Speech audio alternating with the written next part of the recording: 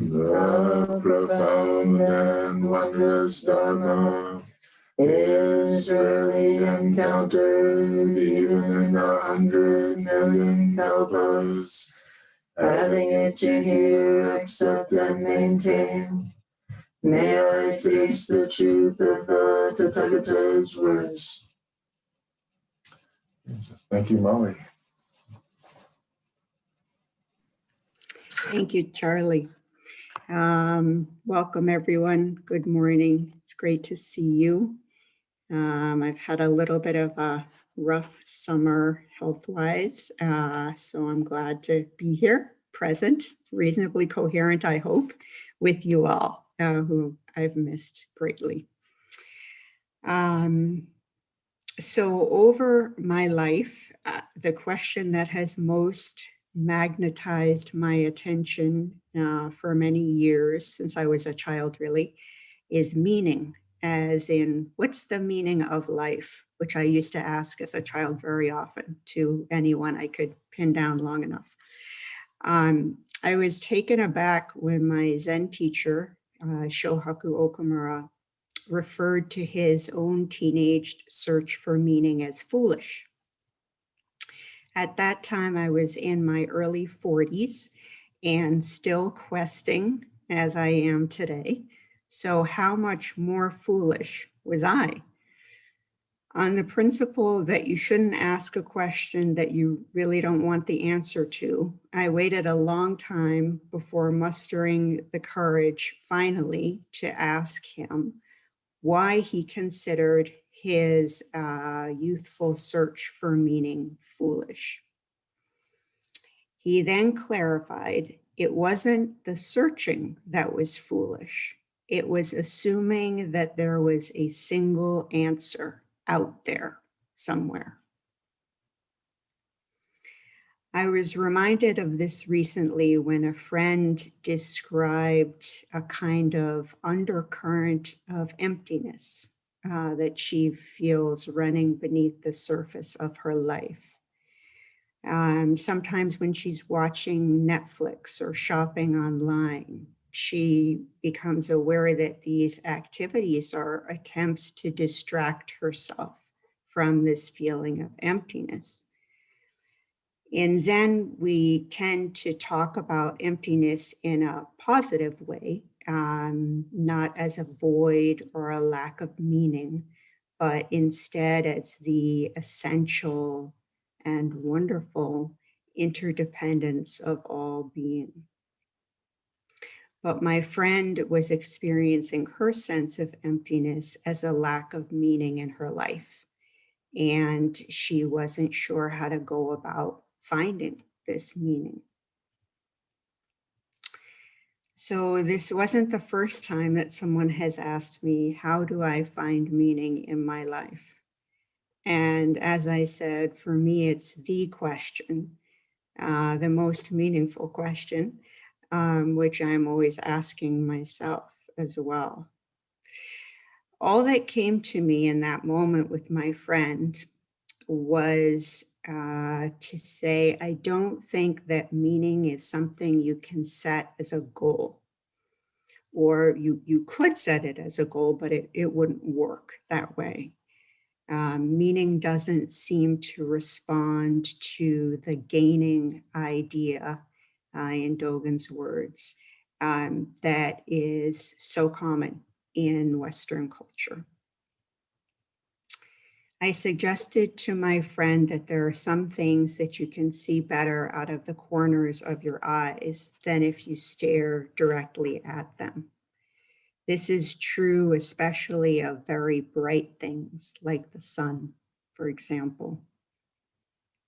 So maybe meaning is one of those bright things that is most easily perceived at the peripheries of life.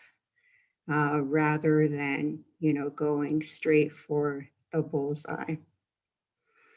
Although I liked the prettiness of this analogy and my ability to come up with it, on the spur of the moment, I was unsatisfied with it because it struck me as a classically Zen response in the sense of conveying more clearly what something is not rather than what it is, which is a question that I drove my teacher crazy with many times. Yeah, you've told us what it isn't, but what is it? One thing I can say is that I believe that meaning is made, created, rather than found, like lying on the sidewalk somewhere. So I think people make their own meanings out of their lives. Said like this, it sounds like a free endeavor, as if anyone could make any meaning they choose. And theoretically, that's true.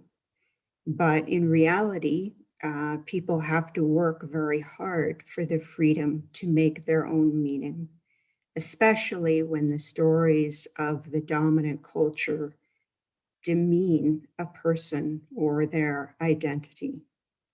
So this is part of the practice of liberation. The process might begin with questioning those pre-digested, like chewed up the way the mother bird does, the pre-digested meanings that have conditioned all of us in different ways since our birth. Meanings assigned by culture, by our time, by families and peers, meanings that feel kind of inevitable to us, but are really only one possibility among infinite ones. And these meanings that we've been laden with may be neither true nor helpful in our lives. So, although they're not the only way, I think stories are the primary way, one of the main ways that humans construct meaning. Events occur and we interpret them based on our existing beliefs and our previous experiences. In other words, through our conditioning and our karma. In Zen practice, we often use the word story with a negative connotation, as if it were something that we could and should banish.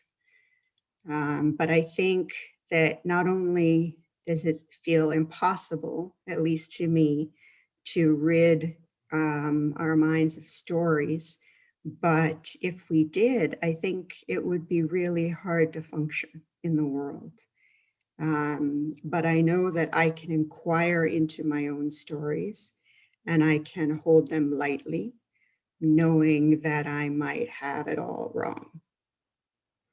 I also can be curious about and open to other people's stories, appreciating that their stories are as real and meaningful to them as mine are to me. As I read recently, there aren't sides of a story. There are different stories. I really like this as an idea about truth also. So there's an approach to psychotherapy that I've been learning about until I recently got free for the summer. It's called narrative theory, and it draws from philosophy, anthropology, and linguistics. It's a very socially and politically aware approach to therapy, which I like. Basically, it seeks to help people improve their lives by empowering them to rewrite or reauthor their stories according to the values that hold most meaning for them. The founders of this approach, which came together about 30 years ago, were Michael White and David Epstein from Australia and New Zealand, respectively.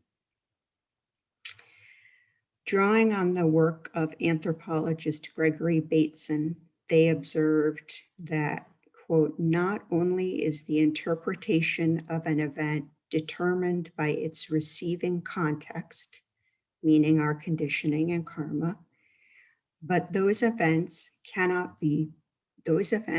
that cannot be patterned are not selected for survival.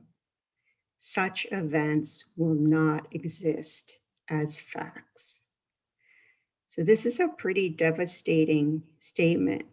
Basically, they're saying that human beings will only notice what we recognize, what we've seen before. We interpret the world through our conditioned lenses or filters, and any events that don't match those existing templates will be invisible to us. They will not exist as facts, although they might be facts. Right? So, to take a poetic approach to this, in one of my favorite poems, T.S. Eliot's last major work called Four Quartets, he writes, "There is, it seems to us, at best, only a limited value in the knowledge derived from experience. The knowledge imposes a pattern and falsifies, for the pattern is new in every moment." So, although the pattern is new in every moment, right, which argues for beginner's mind, in fact, human beings are subject to a kind of karmic pressure against the perception of new truths, against corrective experiences and revelations, against transformation and liberation. Because as White and Epstein note, it's the meaning that people attribute to events that determines our behavior.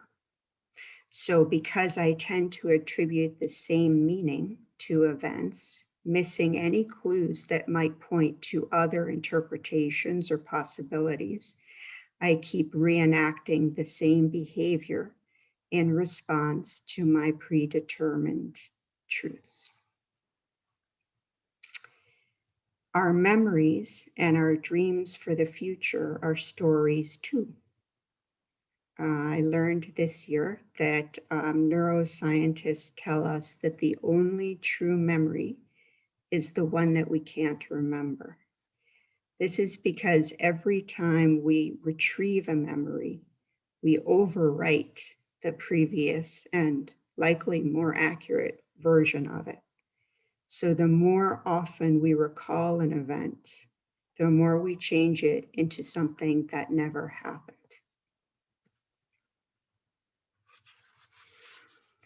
When the gap between our experiences and our narratives grows too large, we begin to suffer from feelings of inauthenticity and meaninglessness. The problem is not really a lack of meaning so much as the wrong meaning, because there's always some meaning being attributed. And as unfair as it seems, although there isn't a single right meaning, there are many wrong ones. This might be a reason why Zen points more easily to what something is not than what it is. By wrong, I want to clarify that I mean incomplete and or unhelpful. So what's the solution to this divergence of life and meaning? For White and Epstein, it lies in what they call unique outcomes, times when we defy the dominant story that prevails in society or in our minds.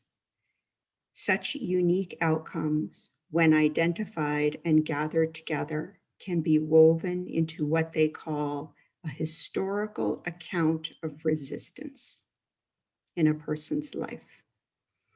Encouragingly, White emphasizes that even a single unique outcome that we pick up on, that we actually notice, is enough to empower the creation and enactment of fresh meaning. And he writes, all such feats can be considered spectacular in nature.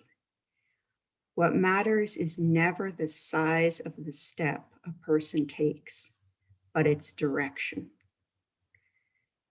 This reminds me of Dogen saying that if even one person, or then he says, if even half a person sits zazen, enlightenment is there, right? So not the size of the step, but the direction. These days, a common catchphrase that we hear thrown around in politics and in business is controlling the narrative. I hate this expression, both parts of it, the implication that there is one narrative and the implication that it can be controlled. But certainly the manipulation of narratives for political and economic ends is something we observe all the time. For me, this raises questions about the relationship between stories and social control. And it suggests that the consequences of not being able to create a sufficiently nourishing meaning for our lives can be corrosive, not only on an individual level, but also to society. A process I see playing out in this country. Back in 1951, a self-educated longshoreman named Eric Hoffer wrote a book called The True Believer, Thoughts on the Nature of Mass Movements. In this book, he analyzes the conditions that give rise to fanaticism, to mass movements, and authoritarianism. Because he was writing shortly after World War II, he talks most about fascism, Nazism, and communism, but he believed that most mass movements, including nationalism and many religions, shared common elements. I read this book in high school, where it was assigned by a teacher whose family had been killed by Nazis. I'm going to share Hoffer's framework with you today. In his view, the first condition necessary for a mass movement to appeal to someone is for that person to have become estranged from their true self and from a sense of meaning or purpose in their life. He writes, once the harmony with the self is upset and a person is impelled to reject or distrust their self, they turn into a highly reactive entity. Like an unstable chemical radical, they hunger to attach themselves wholeheartedly to one pole or another. So he's saying that a divided society reflects divided selves. He goes on, when our individual interests and prospects do not seem worth living for, we desperately need something apart from us to live for. Hence, the embracing of a substitute will necessarily be passionate and extreme.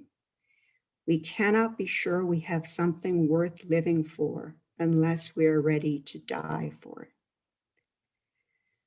So when people lack a grounded sense of self and meaning in their lives, they'll reach toward extremism to save them from feelings of insecurity and insufficiency, because only an extreme ideology will answer their desperation in the degree to which they feel it.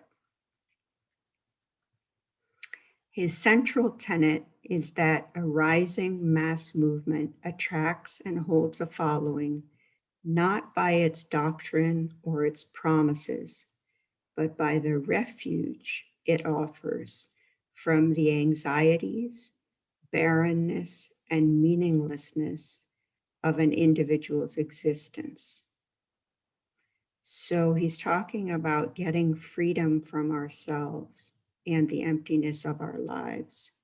This is freedom as escape.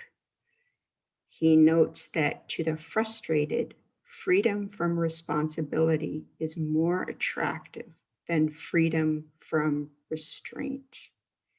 So we want freedom from more than freedom to. What exactly does he mean by frustrated?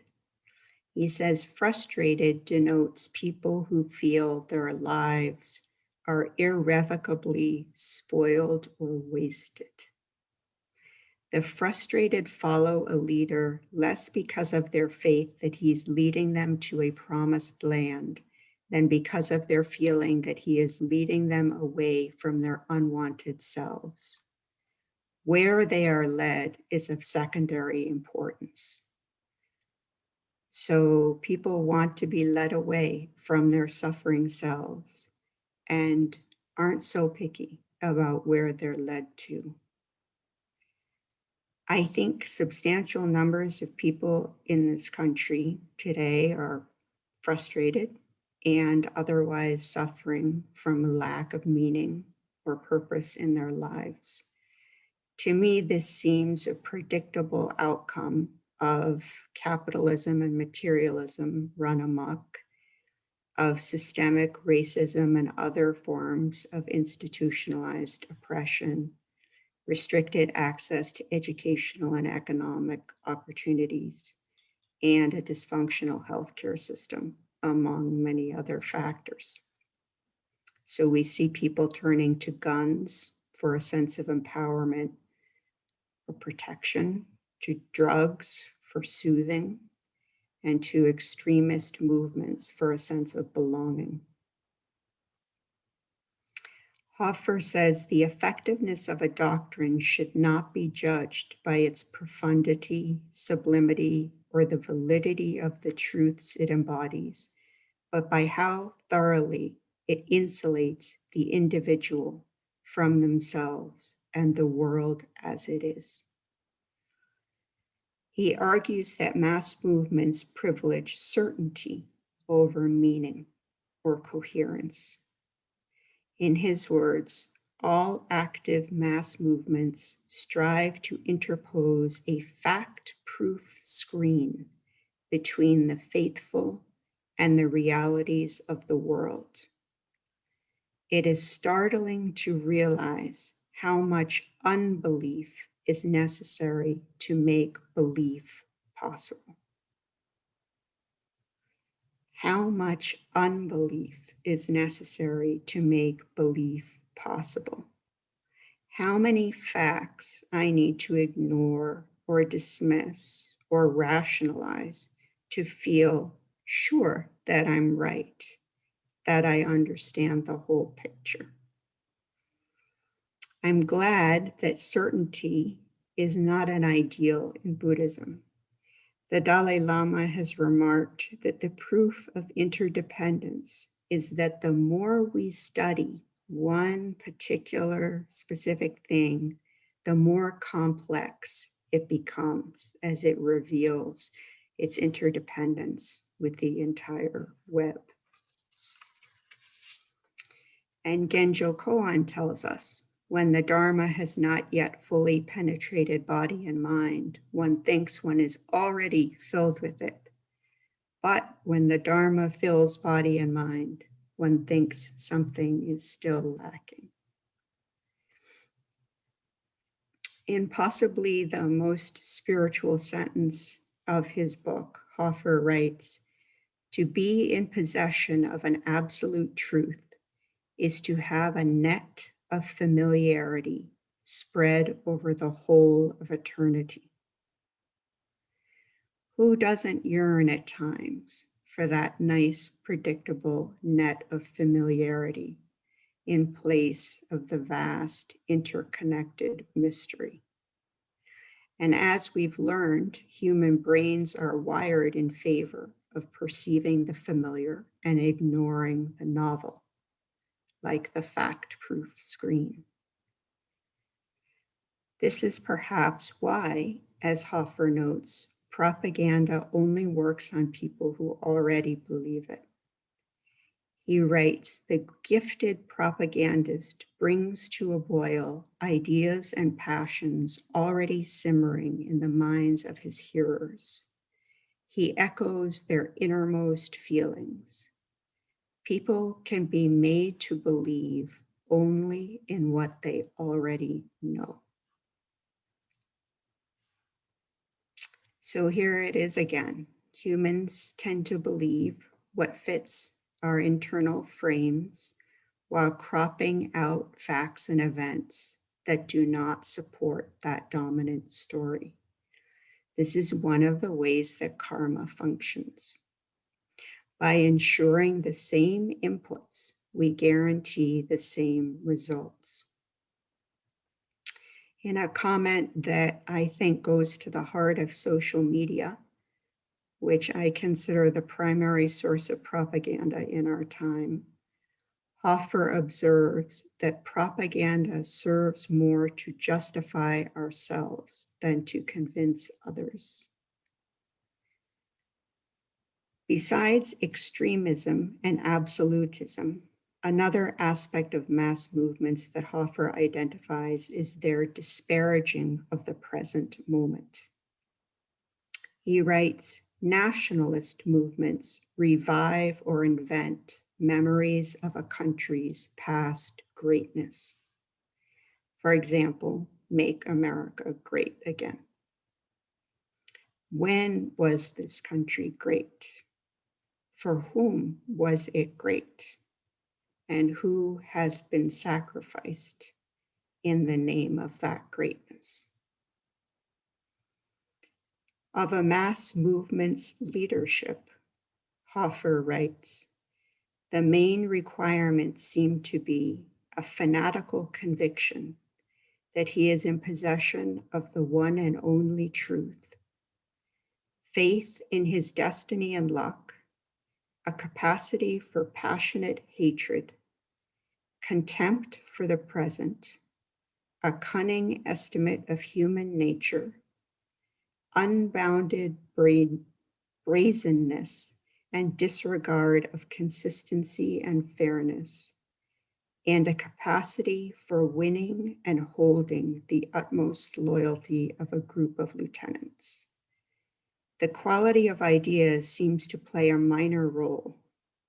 What counts is the arrogant gesture, the complete disregard of the opinion of others, and the single-handed defiance of the world.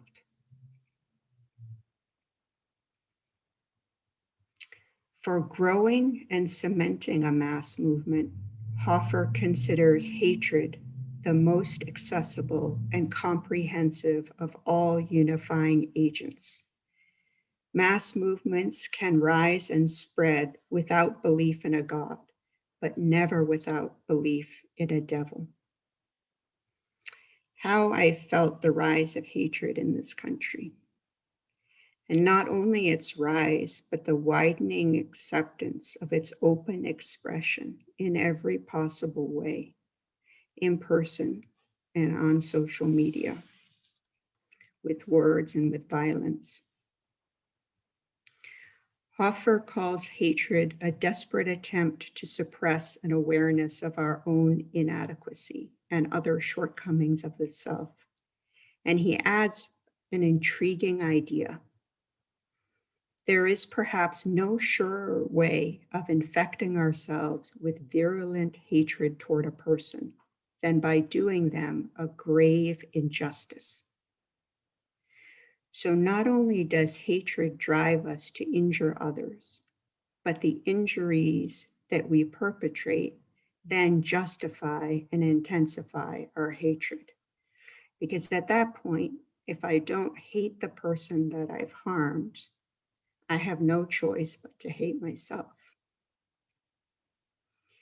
This dynamic is one of the ways that I understand sexism, racism, homophobia, and other forms of oppression, as well as the defensiveness that the privileged have around our privileges. We don't want to feel guilty for our privileges, so we blame the oppressed and call it their fault. the so-called war on drugs becomes a war against people on drugs. And the as yet undeclared war on poverty is mainly a war on poor people. Returning to meaning, Hoffer says, passionate hatred can give meaning and purpose to an empty life. One of the disjunctions between his time and ours appears when he writes that Americans aren't very good at hating foreigners because we presume ourselves superior to them. I don't entirely agree with him here. This country, like many countries, has a record of hating foreigners, starting with the people native to this land, for whom white colonizers were the true foreigners. But these days, as a country, I do think that the United States no longer feels as superior as it once did. The slogan was, "Make America Great Again." Exactly 60 years ago, Hoffer wrote, "If Americans begin to hate foreigners wholeheartedly, it will be an indication that we have lost confidence in our country's way of life." I think many people in this country have lost that confidence, and not without reason. People are sleeping on the street and locked in prisons, dying of drugs and mass shootings. Clearly, this is not the best of all possible worlds. That perception is shared by many, I think. The differences lie in people's stories about how and why, who is to blame and what to do. I don't feel comfortable claiming Buddhism as the solution to this country's problems. It is not the solution, but for people with whom it resonates, it can help some of our vulnerabilities as human beings. It can help us rewrite our stories so that our lives have meaning for us. It can help us resist the dominant stories, the extremism, and the hate-fueled narratives. It can teach us to cherish the present over a past that never existed the way that we remember it, and a future that we cannot know. I try to stay aware of Hoffer's cautionary words. Even when people league themselves mightily together to promote tolerance and peace, they are likely to be violently intolerant toward those not of a like mind. So this morning, Hoffer and I have painted a somewhat dark portrait of human nature, speaking more about what Kodo Sawaki Roshi called thief nature than Buddha nature. But homeless Kodo exhorted us to be mindful of both, and we can't afford to abandon our efforts at discernment between the two. A koan for every day might be, am I Buddha or thief in this moment? And a clue might be, how thoroughly convinced am I that my story is the truth? Although, as you might gather, the prevalent tone of the true believer is not uplifting, Hoffer's work is deeply rooted in the hope that understanding will strengthen resistance. Toward this end, he recommends, quote, any arrangement, I would say any practice, which discourages atomistic individualism, facilitates self-questioning, or offers chances for action and new beginnings. These days, I'm trying to avoid us and them thinking. I do object strongly to militias, to white supremacy, to border walls, to this country's capitalist religion of entitlement, and to many, many more things. I also object to dismissing people as, for example, deplorables, instead of trying to understand how we got here and what we can do about it. In the net of interdependent origination, the cause of a problem never lies with a single person, and neither can its solution. Hofer acknowledges no leader creates the conditions which make the rise of a movement possible. And it is these causes and conditions, these events and stories and meanings, that I hope to understand and address both within myself and in the world. For me, that's the path toward freeing myself and others in the most active sense of the word free. Not only freedom from suffering, but freedom to create a life of meaning and joy. Thank you for listening.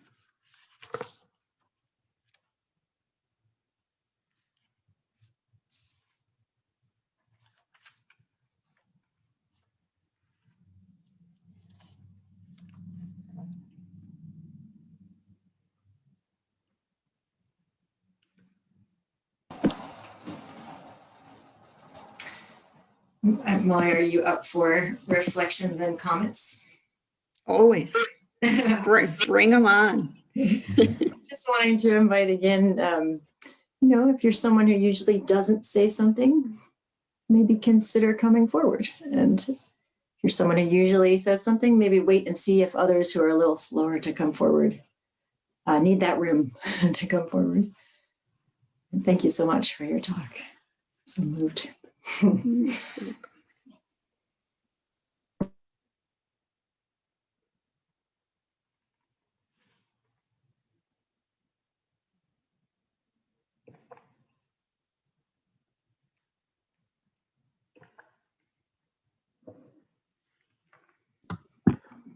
So, Molly, Yes. I was very engaged by the earlier in your talk when you talked about the patterns that we live by, and that we fit everything into that, and if it doesn't fit, we discard it. So, how does something new enter? So I think that what those therapists, psychotherapists would say is that sometimes it enters at a subliminal level, kind of subconsciously, so that it's there somewhere, buried. These kind of, what do they call them? What do we call them? Branching streams, right? These streams that run underneath of alternative stories and events and questions and possible other meanings. But it never rises to the level of consciousness because it doesn't fit the story that already exists there. So that a lot of the work is kind of excavating those moments that might have occurred when we were only half looking, or rather only half saw them, and bringing those to the surface and then linking them with other moments to make a kind of constellation that then could become an alternative story. Does that make sense?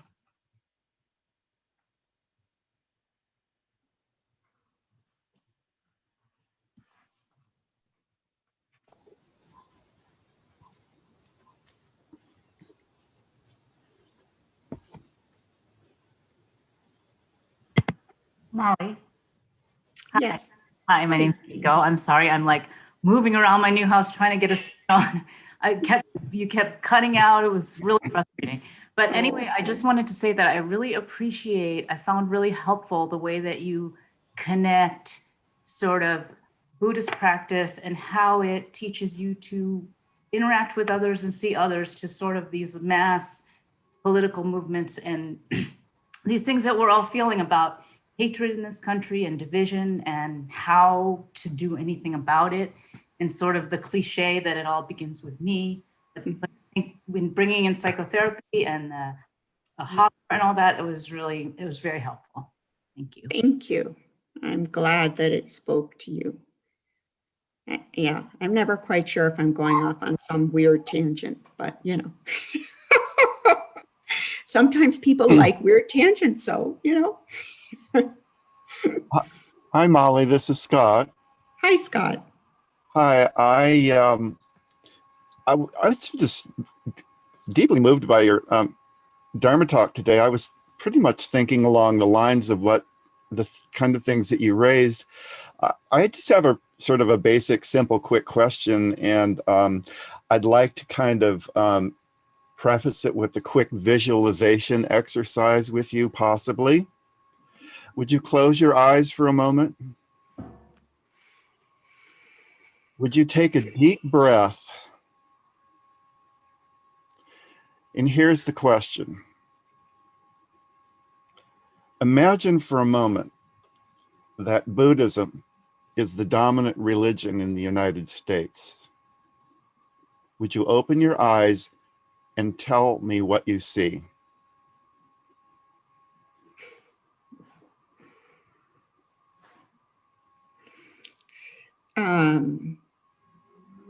So the first thing that came to mind is, you know, a bunch of smiling, happy people,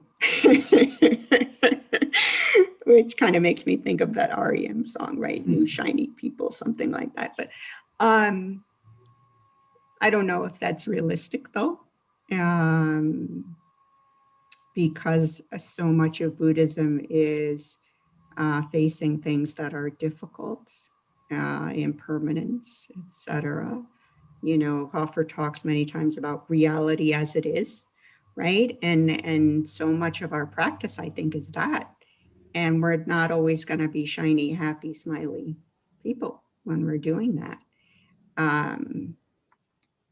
But I guess I would hope that there would be much less certainty and much more questioning and openness and willingness to listen to each other, and fewer guns and means of checking out through drugs and media and things like that. I could go on and on. This is a very interesting, I like this exercise. I'm going to do this more after this finishes. Could I just thank you for that, Molly? Could I just follow up? I think I find meaning in the Bodhisattva vows. As a student of the Dharma, you know, I vow to free other beings of suffering before I free myself. I mean, it's, to me, that seems like a fairly, you know, a fairly easy answer to what you know, what's the meaning of my life, is to try and help relieve the suffering of other beings, and finding ways to do that. And I appreciate your Dharma talk today, and thank you for your wonderful insights and profound presentation. Thank you. So, hi, Molly, it's Pamela. Okay. I see you. Hi. Pamela. I just turned on my video, my picture. Okay. So, how does your, what you presented as your understanding of the story compare or contrast, or is maybe unrelated to what in the past has been called a point of view or an opinion, or somebody's personal just understanding of the way things are? So I guess I think of, I mean, all of those things could be part of a story or synonymous with a story. But for me, a story is kind of a more comprehensive framework. I think of it as like a life story, like a trajectory of a life through time and space, and what meaning the events and actions and feelings and thoughts of that life have for the person who has lived it. Because I'd never considered my life a story until I was in seminary, obviously. And that's where we spent a lot of time talking about our stories, Mhm. you know, our family stories or our personal Mhm. stories or our this stories or that stories. So it doesn't get a lot of use out there in the real world, actually, that whole concept. Mm. People talk about their frame of reference or their point of view or their understanding more Mhm. than they think of it as. But so for you, it's part of the Mhm. larger overarching story, Yes. would you say? Yes. Okay. That's my answer. I'm not saying Okay. that's the answer. Right. And Thank you. and I want to just give the disclaimer that answer, I'm sure, that story is shaped by the fact that, both my parents are English teachers, and I've worked as a writer and a reader, and that's just been a huge part of my life. So it's very easy for me to kind of adopt that model, that way of thinking about our lives. Okay. Okay. Thank you. Sure. Molly, Yes. thank you so much for your talk. I want to ask you another question. Do you think Hoffer would see us now as sort of 1938 times? I think he might. I'm just so everything was so relevant today that you talked about. Yeah. That's a really good point, and that's one of the things that was kept poking me, like prodding me as I was working on this. It's like he's talking about 60 years ago, and this is now. Like nobody could have written a better description of Trump without ever having met the man. Like it's chilling. And so then it's not just Trump. And the problem is bigger than that. And so that's really what I wanted to get at. How can we understand this as more than just one person and as more than just that horrible expression, the deplorables, like what was going on with that, yeah, people are suffering all over, and reaching out desperately for things to hold on to, and some of those things are really frightening.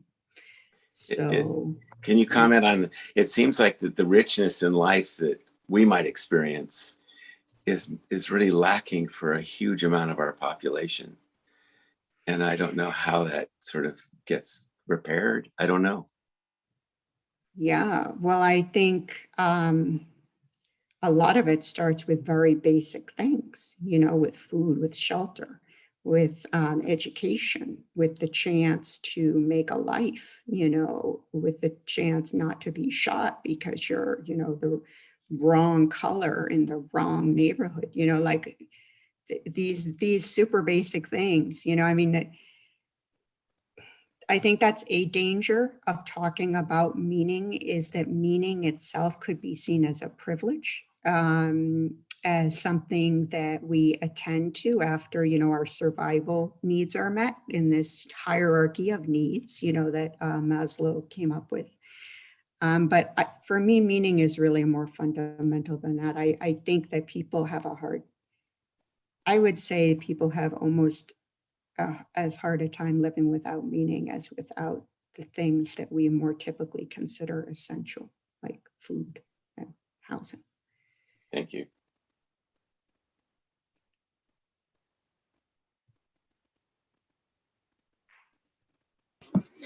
Molly, can I put something in the chat that I thought of midway through your talk? And you may have heard of this. It's a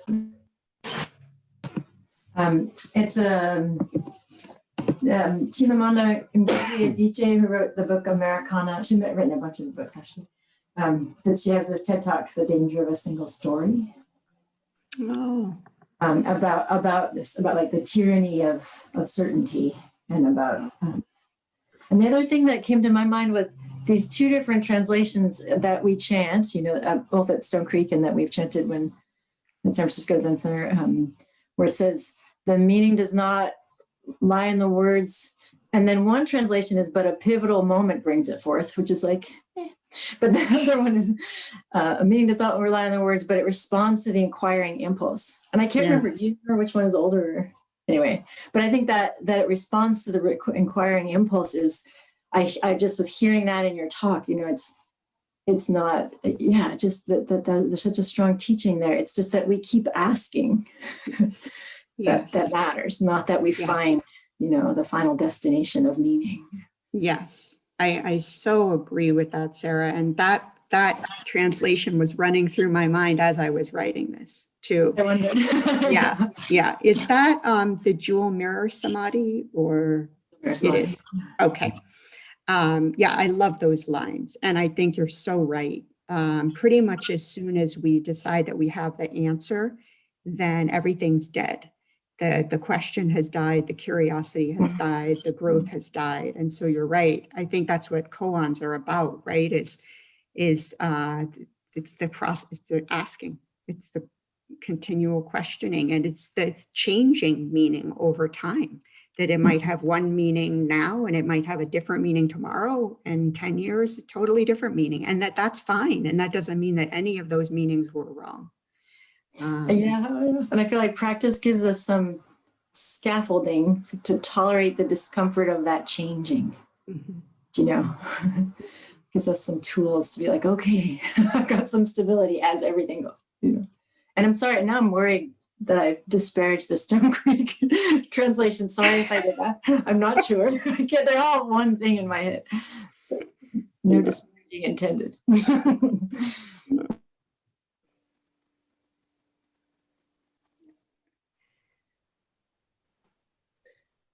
Thank you, Molly, for the talk. And I couldn't resist, based on the conversation you and Doj and Sarah were just having, that quote from Rumi.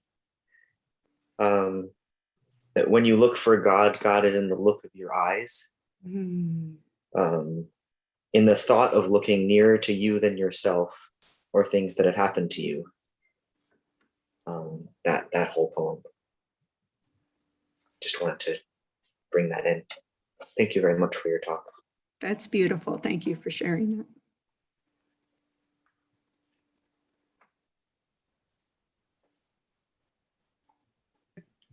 Hi, Molly. This is Hi Molly. there. Thank you so much for your talk. It was really great. I want to listen to it again, I think. I wondered, you were talking about these confrontations between people who believe in opposite things. Well, whatever. What do we do on the personal level when we are confronted with that kind of opposite, you know, feelings? We have a guy down the street from us who is very belligerent about his decision not to be vaccinated. And yeah, and he'll come down and talk to us, and he'll say things, literally he'll say, well, that's a fact. And it's like, you know, it's not a fact. I don't know how to react to it. Do I just walk back into the house, or do I try to rationalize with him, or what would you say I should do? I really hesitate to use the word should, but I don't know, there are different things to do, and you could just look at it as an experiment. And if you have the enthusiasm and the energy, you could just try something different each time. And so some of those possibilities that occur to me are like where does this fact come from? I'm curious, can you tell me more about this fact, you know, or where I can find it, or, you know, like, you know, just trying to understand why people believe the things that they believe, and trying not to take it personally, which I think can be very hard, and trying not to meet righteousness with righteousness, which doesn't work. So yeah, I guess my bottom line would be curiosity of like just exploring more of the universe of this person's story. And and maybe sharing, if you want to, some of your own universe and story, but not in a confrontational way, but just in a, well, thank you for sharing how you see this, and this is how I, what I'm thinking about and experiencing, and I don't know, type of nonviolent communication that you've. I sense a wall. I mean, it's like Yeah. he is just sort of not open to anything. It's just everything is a fact. And I think that if I ask them to back it up, they'll just ignore what, that effort to get him to come up with something to prove his point of view. There's just a wall. Yeah. Walls are hard. You can hurt your head against them, if you keep banging up.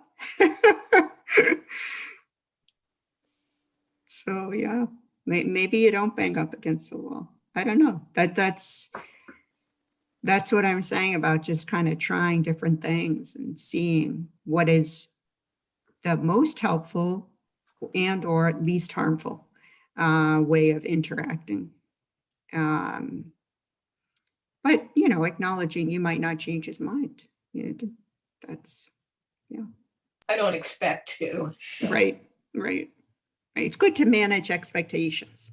That's very important to one's overall feeling of success in life, managing expectations.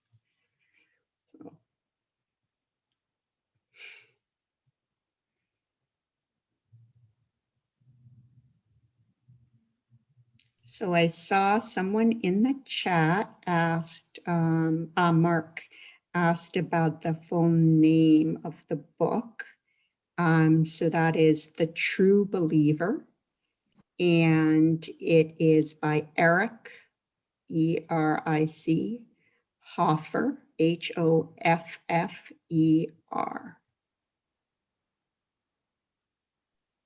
And Keiko put that in the chat as well. So it's did she? Awesome. Great. Thank you, Keiko. Okay. Sometimes there's like researchers out there. I love it. So you have to multitask as the speaker. That's awesome. Does that feel complete? All right. So thank you very much, Molly. Thank you so much, Molly. And the vows are in the chat. I see there are many vows in the chat. Yes, thank you so much all. It's wonderful to be back. And when I hopefully graduate from school in next May, then hopefully I'll be able to spend a lot more time with you. I miss you all. Thank you for staying Stone Creek strong. So we'll do the closing chant. For great Bodhisattva vows, Beings are numberless, I vow to free them. Delusions are inexhaustible, I vow to end them. Dharma gates are infinite, I vow to enter them. The Buddha way is boundless, I vow to realize it.